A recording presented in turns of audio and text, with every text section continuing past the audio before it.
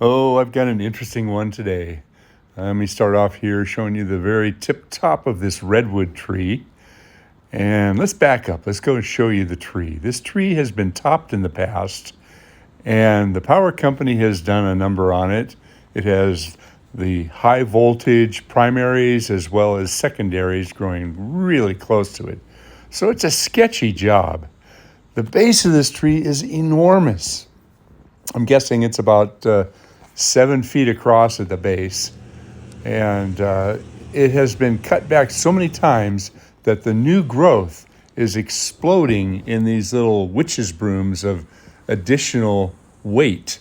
And so my job was to lighten it up over the roof, cut it back from the driveway, try to take care of some of these branches that had been chopped in the past to the best of my ability. But I was also asked about the safety of this tree, and I'm trying to look at where things might be. Obviously, there's a sewer line there, and the house was built on an enormous basement. The basement is the exact footprint of the house and then some. I mean, it is just the biggest basement I've ever seen. Squirrels are doing a number on some of the house drops. You can see the wires are all chewed. There was many squirrels' nests up in this tree. Let's get back up at the top of the tree. I went up there and I took a good close look at the top. And you can see this is where it was topped a long time ago.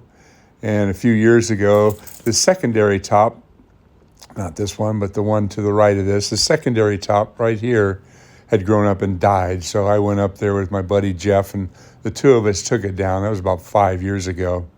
It's a great tree to climb, but boy, was it a mess. And there's the secondaries. You can see they're actually touching the tree, so it was potentially hot. I was able to get my bucket truck in really close, and I actually set the outrigger out on their front porch, which enabled me to get in pretty close, because I would have really had a hard time bringing these limbs back in to where I actually cut them a little bit beyond where they were cut before, because the multiples of growth was just enormous. And the roof that we're working over is a concrete roof, so we can't drop anything. This was actually a very difficult job. I had to cut and hold and pull the bucket around. Look at this. This shows what the basement was like. This is an old photo. Here's another old photo. That's a 10-foot ladder.